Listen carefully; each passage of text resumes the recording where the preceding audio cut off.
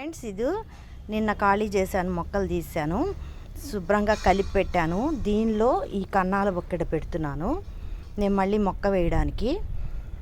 నేనే కెమెరా తీసుకోవాలి కాబట్టి మీకు అది చూపించలేదు. కిచెన్ వేస్ట్ అంతా వేయడం చూపించలేదు. ఇప్పుడు చూపిస్తున్నా చూడండి. వేసేసాను కొద్దిగా కాగితం కలిపిన కిచెన్ వేస్ట్. మా ఇంట్లో విపరీతంగా పూలు వస్తున్నాయండి, అవన్నీ వేస్తున్నాను.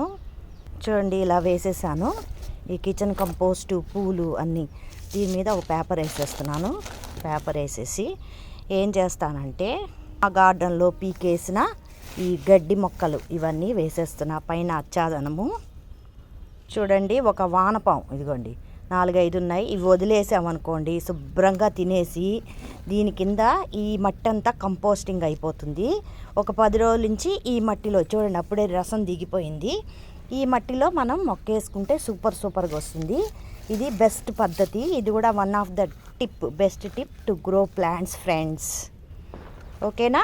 Best composting method friends. ఇలా చేసుకోవచ్చు, అప్పుడు మట్టి సారవంతం అనేది అవుతుంది friends.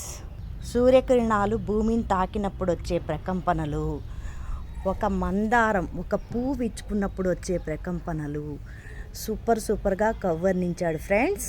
Okay friends, please like, share and subscribe my channel friends.